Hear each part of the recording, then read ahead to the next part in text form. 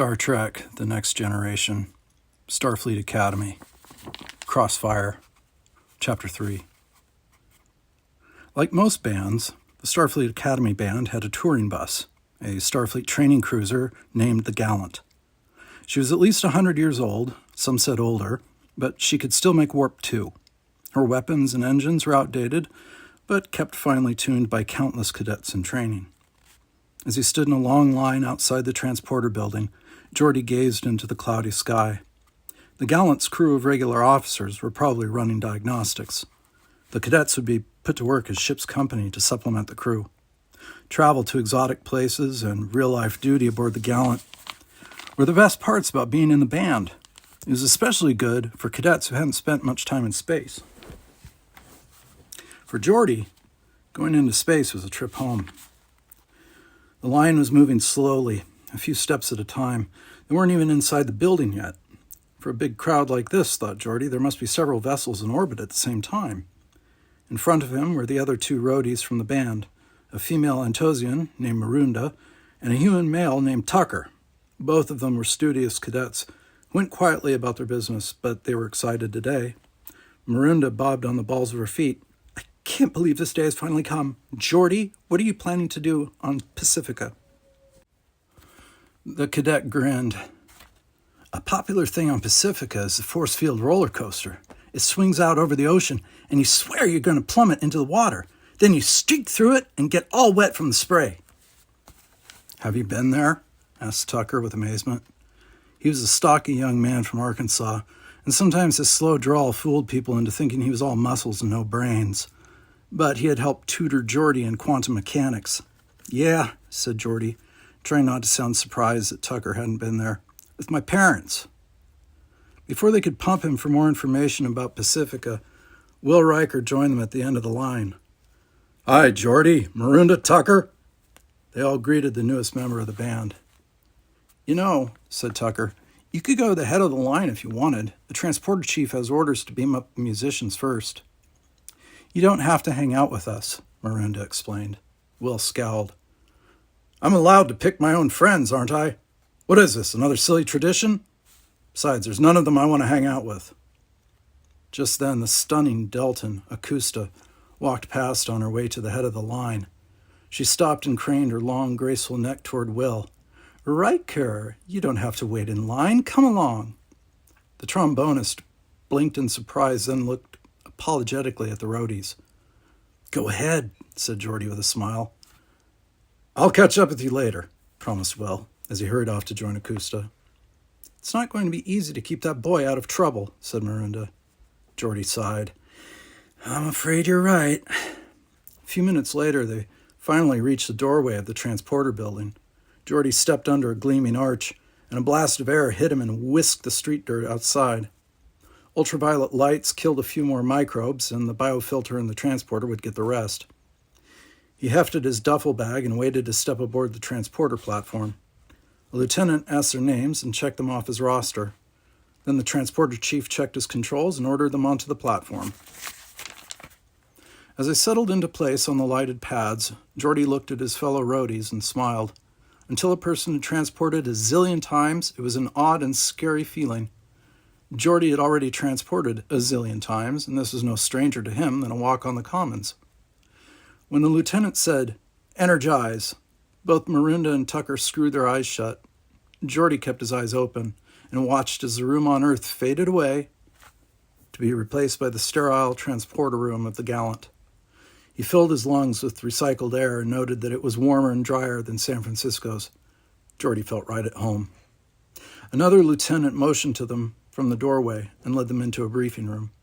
He checked them in on his pad and issued them comm badges, work assignments, and bunk assignments. Now they were officially ship's company. On the way to Pacifica, the work assignments were only half shifts to give the band plenty of time to rehearse. On the way back, they would be full shifts. Geordi was pleased to find that he was assigned to engineering, and his shift began immediately. Marunda was headed to the bridge, but not until much later, and Tucker had a security detail, also later. The big human always drew security, whether he wanted it or not. The bunk assignments were cut and dried, women in one dorm and men in the other. The old-fashioned cruiser had old-fashioned dormitories, with only a handful of private quarters for the command crew. Geordi walked with Marunda and Tucker to the dormitories, but he didn't go in. He stashed his bag in a locker, said goodbye to his friends, and headed to engineering on Deck 8. When Geordi exited from the turbolift, he realized that he had taken the forward lift instead of the aft lift. He scowled at his own stupidity. Instead of being right at engineering, he had to backtrack several dreary corridors on Deck 8 to get there. Geordi was strolling toward the intersection of two corridors when he saw a very strange sight. A naked man dashed through the intersection and disappeared. Geordi stopped and pondered what he had seen. He looked around, but there was nobody else in the corridor to verify what he had seen. Perhaps the figure wasn't naked, but he didn't have very many clothes on. In the engineering section of a Starfleet vessel, that was a rare sight. The cadet continued his walk down the corridor more slowly. Sure enough, as he passed through the intersection, he spotted an open hatch that shouldn't be open. Geordi touched his comm badge, wondering if he should alert security. What was he going to tell them, wondered Geordi? That he'd seen a naked man? Perhaps he'd better make certain of what he saw before he reported it. The cadet pressed against a bulkhead across from the open hatch, careful not to get too close. His hand was only a few centimeters away from his comm badge, ready to alert security. He stared into the darkness of a small storage room. This was one part of the Gallant that looked all of its 100 years. "Is there anybody in there?" he asked in a stern voice. "Geordi," came a surprised whisper. "Is that you?" "Will?" Slowly, Cadet Riker emerged from the storage room. Geordi could see that he was wearing nothing but a bathing suit, and he burst out laughing. "Shh!" hissed Will. "Do you want to get me caught?" Geordi pressed his hand to his mouth and tried to control his laughter. "What are you doing down here in a bathing suit? The showers are 5 decks above us." "I'm lost and cold." Will wrapped his arms around his bare shoulders and shivered. Whether it was from cold or embarrassment, it was hard to tell. Geordi tried hard to keep a smile from sneaking across his face. "I'm supposed to report to engineering. If you want me to help you, you'd better tell me how you got here like this." Will sunk into the darkness of the storage room and began his story. "You see, Akusta and I didn't have to report to our duty assignments until tonight, so she suggested we go swimming." Despite his best intentions, Geordi burst out laughing again. Angrily, Will continued, "I had my bathing suit for Pacifica, and Akusta said there was a swimming pool on board, so we grabbed our suits. I followed her from one end of the ship to the other, till finally we came to a place she said was a changing room." As Geordi started chuckling again, Will glared at him. "Anyway, she had to leave the room to change into her bathing suit. She told me that I could change, leave my clothes in there, and walk through a door to the pool. So I changed, and I was on my way to the pool. Or so I thought." Will shook his head in amazement. "I walked into sickbay where everybody started laughing at me. Then I rushed back to get my uniform, and it was gone. After that, I just ran for it. So here I am, stranded somewhere on the Gallant in my bathing suit." Geordi had to remove his visor to rub his eyes. "I've never liked practical jokes, but this is a good one." The embarrassed cadet frowned. "Maybe for you it's a good one. I've got to get some clothes on before Webb or Baxter sees me like this. Akusta must have stolen my uniform." "Listen," said Geordi, "if I remember correctly, there's some laboratories around here. Let me see if I can get you a lab smock or something. Stay here." Geordi rushed off down the corridor, shaking his head at Will's predicament. The musician was lucky that he'd run into a friend who was willing to help him. He would have to be lucky to get him back to his bunk without being seen. Geordi spied a door marked supplies. That could be anything, but maybe it was lab supplies. He noticed that the lock was controlled by voice identification, so he cleared his throat and announced himself. "Cadet LaForge requests permission to enter." "Authorization code?" asked the computer. Geordi shook his head. I don't have an authorization code." "Access denied." Without thinking, he touched the door. At once, sirens went off in the corridor and the computer shouted, "Unauthorized access in progress! Unauthorized access in progress!" Geordi hopped back and waved his hands at the deafening door. "Be quiet! It's no big deal!" Will Riker came rushing into the corridor. "What's going on?" His bare feet slipped on the deck and he fell on his rear end and slid into the bulkhead. As if things couldn't get any worse, Commander Baxter came charging down the other end of the corridor. Right behind her was a security detail composed mostly of cadets. In the front was Stinson, and he roared with laughter when he saw Will lying on his back in his bathing suit. Commander Baxter looked down at the embarrassed cadet. "Riker, you're out of uniform." "Yes, sir," said Will. He scrambled to his feet and rubbed his tailbone. I don't know where it is." The other cadets burst out laughing, and Baxter shot them a glare. Then she turned back to Will. "Who set off the alarm?" That was me, sir," muttered Geordi. "I was just trying to find him something to wear." Baxter scowled and took the pad off her belt. She punched in some commands. "You should have reported him, Mr. LaForge. Because of this incident, I've changed both of your work assignments to cafeteria duty. Mr. Riker, would you like to tell me who led you down here?" Riker thought about it for a moment. "I was at fault, sir." A slight smile crept over Baxter's face. "In the future, I hope you will remember that there is no swimming pool on the Gallant." Will's shoulders slumped. "Yes, sir." "Both of you, report to the cafeteria," the captain ordered. "First, go to the supply replicator on Deck 3 where Mr. Riker can get a new uniform. Dismissed." As Will and Geordi walked away, the captain called after them, "Remember the rehearsal at 1400 hours." Geordi and Will picked up their pace as they hurried away from the others. They ducked into the turbo lift, and Geordi ordered, "Deck 3. "As soon as this trip is over," muttered Will. "I'm quitting this stupid band." "What are you complaining about?" growled Geordi. "I lost my turn in engineering because of you. I may never get to spend time in engineering again." "Give me a break," groaned Will. "I auditioned for the band, make it, and everybody treats me like dirt." "Do I treat you like dirt?" Geordi stared up at the taller man. Then he realized that Will was standing in a Starfleet turbolift in his bathing suit. He burst out laughing. Will Riker couldn't help smile. "Oh, shut up." Chapter 4. After 3 days of scraping dirty dishes, nobody was happier to see Pacifica than Geordi and Will. They gazed at the gleaming turquoise planet through the small window in the cafeteria. Thousands of islands dotted the vast ocean like flower petals on a lake. Riker started to untie his apron. "We made it! Those beaches are calling my name!" "Wait a minute," warned Geordi. "We've got to wait for orders." A voice broke over the ship's intercom. "This is Captain Webb to all cadets with the Starfleet Academy Band. You are relieved of shipboard duty. Pack up, put on your dress uniforms, and report to Transporter Room 1. Remember to keep your comm badges. Webb out." Now Geordi and Will raced each other to get out of their aprons and into the turbolift. When they reached the men's dormitory, several members of the band were already changing out of their cadet jumpsuits into their gray and white dress uniforms. "Hey, Riker," called Stinson. "Don't forget to bring your bathing suit." There was a round of laughter, and Will shook his head. "I'll never live that down, will I?" "No," answered Stinson. "But you had a chance to rat on Akusta, and you didn't do it. That's one point in your favor. That, and the fact that you can play some trombone."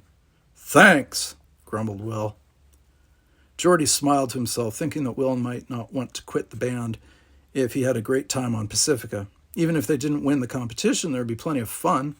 Even kitchen duty couldn't spoil this trip. Nothing could spoil it.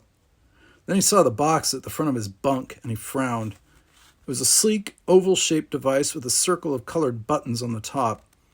He wondered if he would be able to fit it into his duffel bag. "Darn it," he said. "I forgot to put this with the rest of the equipment. Now I'll have to carry it in my luggage." "What is it?" asked Riker. "A Coridan phase modulator." Geordi shook his head. "Many years ago, there was a Coridan in the band, and he gave this to Captain Webb when he left. The captain's been looking for someone to play it ever since. I can't even get it working, and we need it for the train whistle effect on Take the A-Train." Riker smiled. "I like it when the horn section just shouts, 'Woo woo!'" "You would. But this gizmo also doubles on guitar and harp. It adds a nice quality to the band's sound. At least, that's what Captain Webb says. Anyway, I'll have to fix it later." Somehow Geordi stuffed the alien instrument into his duffel bag along with his personal belongings. Then he transferred his comm badge to his dress uniform. Everyone else was filing out of the room, and Will turned to Geordi. "Ready?" "Ready." Like everyone else, Geordi was excited. Pacifica was the jewel of the Federation, a paradise open to all and a haven for weary travelers. Operating under a Federation governor, it was the perfect place for conferences, competitions, or just plain relaxing. When they got to the transporter room of the Gallant, Captain Webb was personally checking names. "LaForge and Riker," he said as they filed past. "Do you mind rooming together?" "No, sir," they both answered. The portly band director handed them small cards. "Your room is 294 in the Terrace Gardens. The cards will unlock your door and also cover meals and transportation. Don't forget, be at Titan Hall at 1900 hours for a performance." "Yes, sir," they answered. Grinning happily, the two young men took their places on the transporter pads. Webb nodded, then remembered something. "Mr. LaForge, how are you doing with the phase modulator?" Geordi frowned. "It's still giving me problems. I'm not sure it'll be ready by tonight." "Well, keep working on it," ordered Webb. "We don't want the horn section to have to yell, 'Woo, woo!'" "No, sir," said Geordi glumly. Will gave him a smile. "Energize," said Captain Webb. A moment later, the dull transporter room of the Gallant faded away, and they found themselves in a beautiful garden. At first, Geordi thought they were outdoors. Then he realized there was a clear dome over their heads. The ceiling was so high that gigantic purple trees brushed atop of it. Outside the garden was a golden beach that shimmered in the light of two suns. The older sun was blood red and hung low over the horizon. The newer sun was gleaming white and hung high in the sky. Beyond the beach, turquoise water stretched as far as the eye could see, and a flock of scarlet and yellow birds flew past.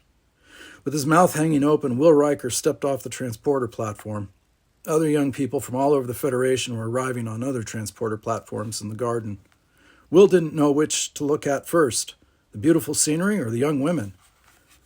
"This is more like it," he said. "Yeah," agreed Geordi. "Do you want to find our room?"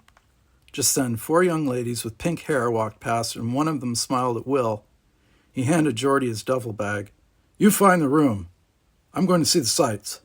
"What about getting something to eat?" asked Geordi. But Will was already running to catch up with the pink-haired women. Geordi shook his head and sighed. "Enjoy the sights." Lugging both their bags, Geordi walked out of the dome and across a bridge spanning 2 islands. He looked down into the turquoise water to see a school of sleek orange fish gliding along. Overhead, the purple trees swayed gently in the breeze, and he heard the sound of laughter from the beach. Starfleet Academy was close to the ocean, but that ocean was cold and gray. This one was warm and gentle. Thanks to Pacifica's 2 suns, there were always long days and long sunsets. At night, there was only 1 hour of darkness, so there was plenty of time for fun. Geordi passed a bench and decided to sit down. He gazed at the golden beach, where people were swimming, sunbathing, and flying small discs across the sand. It didn't look as if anyone had a care in the world except for Geordi. He had to get the stupid phase modulator working by 1900 hours. He was getting nervous about the performance. If the judges liked them today, they would get to perform tomorrow in the finals. If they did well in the competition, they might get invited to play in other exotic places. Might as well start working on the modulator, Geordi told himself. He took the device out of his duffel bag, turned it on, and tried a few of the keys. Nothing happened. It was as dead as a moon rock. Just then, a group of green-skinned Orions walked past. Geordi hadn't seen many Orions before because they were neutral, not part of the Federation. He was surprised at how tall and muscular they were, even the women. He had heard that Pacifica was a favorite vacation spot for Orions. The tallest of the Orions stopped to look at him. "Is that a Corridan phase modulator?" he asked. "Yes, it is," said Geordi. "Would you like to sell it?" "I'm afraid I can't." The Orion looked at the others in the group, who had stopped to wait for him. "Go on," he said. They obeyed him and continued on their way. He held out a green hand to Geordi. "Permit me to introduce myself. I am Jack 2. "Geordi LaForge," said the cadet. He stood and shook the man's hand. The Orion's grip was extremely strong. "Now that we know each other, will you reconsider?" "I'm sorry," said Geordi. "It's not mine to sell. Besides, it's not working." "Pity," said the Orion with a smile. "Those things can be tricky. Try reversing the polarity of the attenuators." "Really?" Geordi answered. "I'll try that. Thanks." "You're with the Starfleet Academy band, aren't you?" "Yes," said Geordi proudly. Jack 2 nodded. "I'm one of the judges. I'm looking forward to hearing your band. I've heard that your music is very inspirational." "Well, thank you," said Geordie. "I hope you like us." "I'm sure I will. I'll see you in the concert hall." The Orion smiled pleasantly and went to catch up with his group. Thought Geordie. He had always heard that Orions were brutish and warlike. Jack, too, seemed quite the gentleman. The cadet took some small tools out of his bag and opened the phase modulator. He disconnected 2 wires, reversed them, and closed the case. Not expecting much, he turned on the instrument and pressed a few keys. A loud train whistle sounded, and several people on the bridge turned to look at him. "All right," said Geordie with relief. Now he had time to find the room, get something to eat, then hit the beach.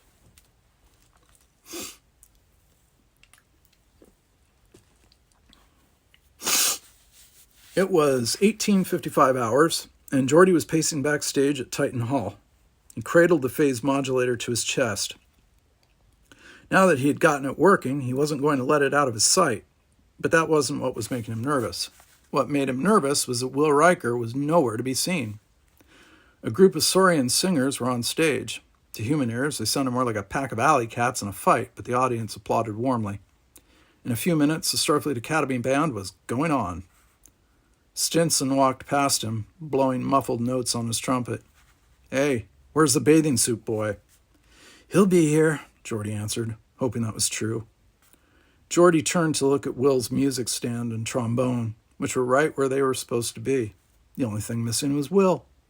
Captain Webb and Commander Baxter were running over the music charts, and they hadn't yet noticed he was missing. Then Geordie remembered the communicator badge on his chest. That was why he was wearing it, for emergencies like this.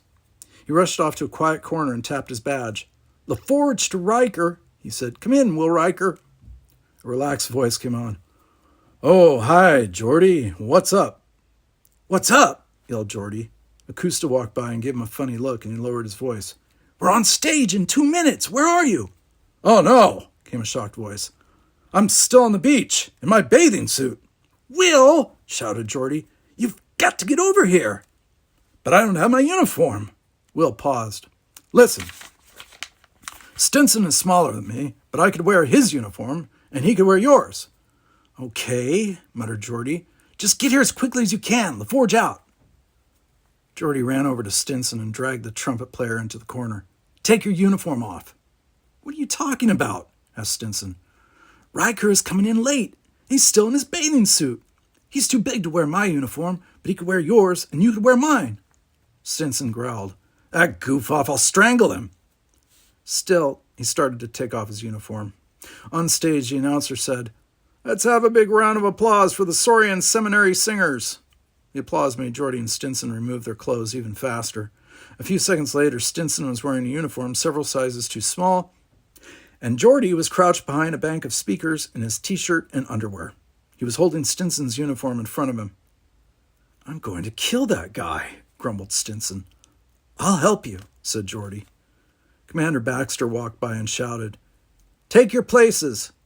Then she stopped and turned slowly to look at the cadets in the dark corner. Geordie crouched down even further and pretended to fiddle with the phase modulator.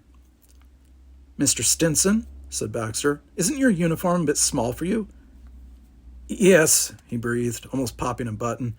"It's all Riker's fault. If he wasn't late—" "He's not late," snapped Baxter. "He's right over there. In fact, he's been out front watching the show. Now quit goofing around and take your places."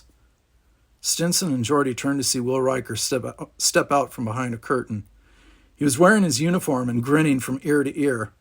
As he walked past him, he said to Stinson, "That's for the broken chair." "What did I do to you?" asked Geordie. "You didn't trust me," said Will. "I do like to have fun, but I know the difference between fun and duty. If I say I'll be somewhere, I'll be there." Stinson was sputtering and turned red with anger. "Riker, let me tell you," the announcer interrupted him. "Direct from Earth, we are pleased to present the Starfleet Academy Band." As the audience applauded, Geordie rushed off to a corner and began to pull on the pants that were too big. Stinson ran to his seat, but when he sat down, his pants ripped. There were chuckles all around. The laughter relaxed the young musicians, and they opened the concert with a rousing rendition of Minnie the Moocher. That night, Starfleet Academy Band gave its best concert of the year. At least that was Geordie's opinion. and he had heard all their concerts and rehearsals. During Take the A-Train, Geordi waited tensely with his fingers on the Corridan phase modulator. His pants started to fall down, but still he kept his fingers on the keys. At the exact moment, he tapped the keys and blew the train whistle. Woo-woo! It sounded great. Then came the closing number, Stardust, and Geordi had never heard them play it better. Stinson had the honor of playing the solo, and he had to stand up in his ripped pants. Luckily, his back was facing away from the audience. When they were done, the applause was loud and long. Everybody in the band grinned at each other. They knew they had blown them away. Captain Webb just kept nodding over and over again, and Commander Baxter jabbed her fist into the air. Geordi thought the applause would never stop, but it finally did. The curtain came down, and the band members hugged each other and shook hands. The announcer said there would be an intermission, and the house lights came on. Commander Baxter clapped her hands. "Pack up your instruments. There are other groups coming on after us." "Excellent job," declared Captain Webb. "If we're not finalists, there's no justice in the universe." "I think you will be finalists," said a deep voice. Geordi turned around to see the tall Orion, Jack 2, striding onto the stage. He waved to Geordi. "Mr. LaForge, perhaps you would introduce me to your director." Holding his pants up, Geordi rushed out to greet the green-skinned alien. He escorted him to the captain. "Captain Webb," he said, "this is Jack 2. He's one of the judges." The Orion took Webb's hand and pumped it fiercely. "That was wonderful. You are even better than I had heard you were. One would think you were professional musicians." "Why, thank you," said Captain Webb with a big grin. "Do you really think we'll make the finals?" "You will, if I have anything to say about it." Jack 2 lowered his voice. "In fact, you are so good that I must have you play at one of our outposts. I can offer you good payment and a grateful audience. My ship is in orbit, and we can leave right after the competition is over." "That is very flattering," said Webb, "but they aren't professional musicians. They're all Starfleet cadets, and they have to get back to the academy." Jack 2 frowned as if he hadn't expected to be turned down. "When can you play for me?" The captain shrugged. "All of our engagements must be approved by the academy. You would have to make arrangements with our superintendent's office." The Orion's dark eyes narrowed. "I see. There's always so much red tape, isn't there? I will have to see if I can cut through the red tape. My congratulations to you, Captain. I look forward to hearing you again tomorrow, and perhaps soon after that." He bowed and walked away. The captain smiled at Geordi. "Well, we have at least one fan. Good job, LaForge, on the modulator." "Thank you, sir." "Keep it with you. I may want to work it into more numbers." "Yes, sir," said Geordi with a grin. Now he really felt like part of the band.